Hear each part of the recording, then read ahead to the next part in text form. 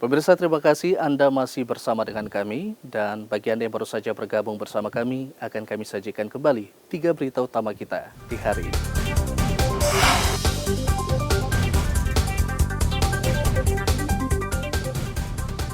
Seorang pengendara motor tewas terlindas truk. Polda Papua mewanti-wanti penambang emas di Pegunungan Bintang untuk waspada terhadap kelompok kriminal bersenjata.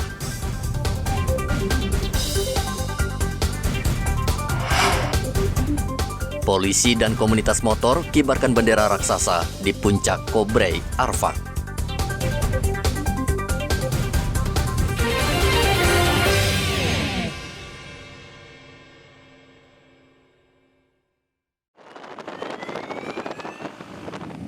Untuk menanamkan rasa nasionalisme, patriotisme, serta menanamkan nilai-nilai perjuangan bangsa dan mengenang jasa para pahlawan, Polda Papua Barat bersama komunitas motor dan mobil Manokwari Raya menggelar touring merah putih.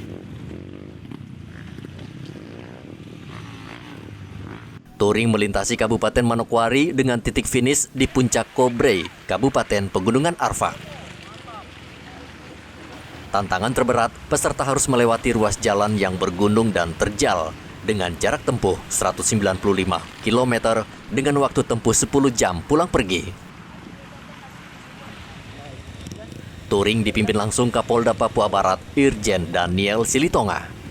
Gunungan Arfak ini adalah untuk memperingati Hari Pahlawan yang ke-77 tanggal 10 November 2022. Nah, kami tadi sudah berikrar bahwa Papua Barat, anak-anak muda Papua Barat setia kepada Negara Kesatuan Republik Indonesia, memiliki bahasa yang satu bahasa Indonesia dan tumpah darah yang satu tumpah darah Indonesia.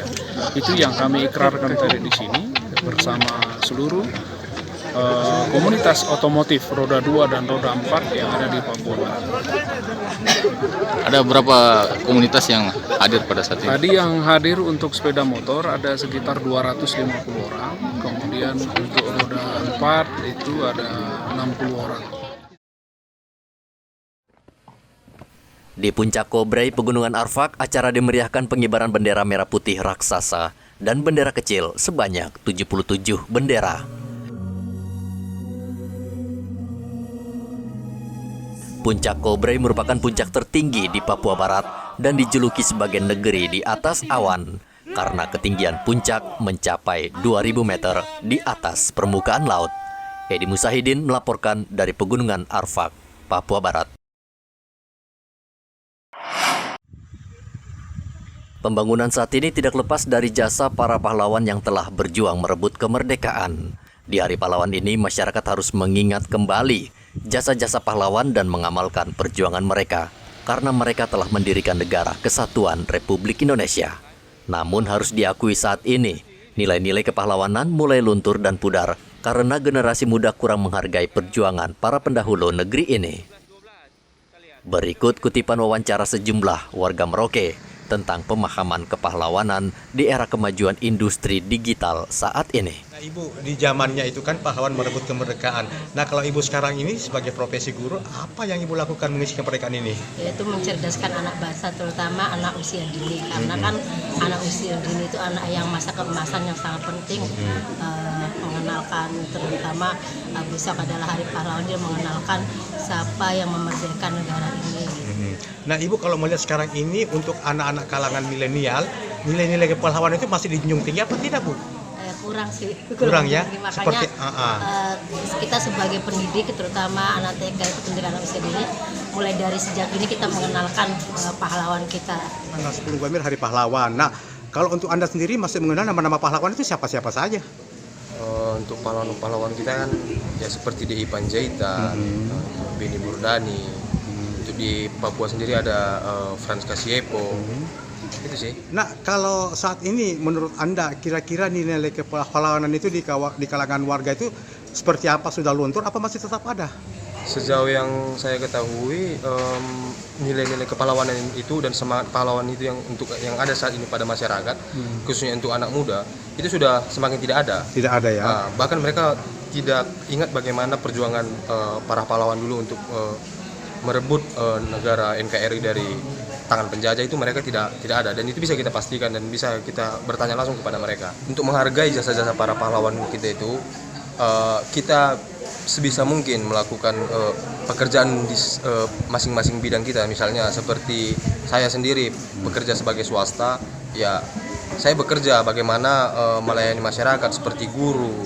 Mereka sebisa mungkin itu bekerja dengan hati, mendidik anak-anak bangsa yang sejak dini supaya anak-anak itu bisa berguna di kemudian hari dan di masa depan, begitu kira-kira. Peringatan Hari Pahlawan yang ke-77 di Merauke akan digelar dengan berbagai kegiatan seperti parade, upacara, tabur bunga, seminar, dan perlombaan. Muhammad Ridwan melaporkan dari Merauke, Papua.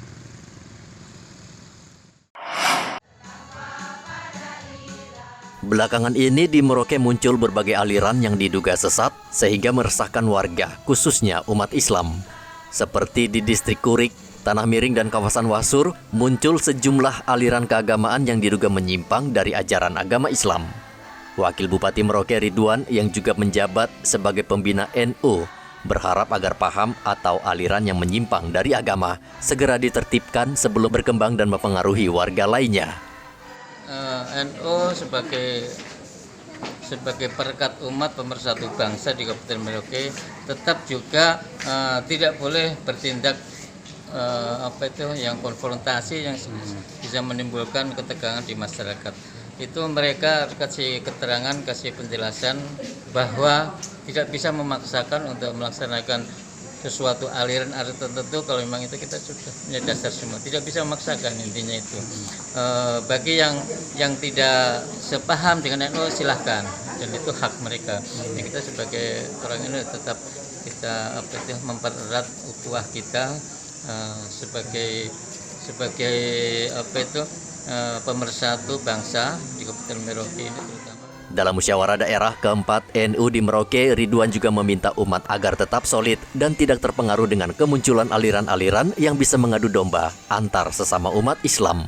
Muhammad Ridwan melaporkan dari Merauke, Papua.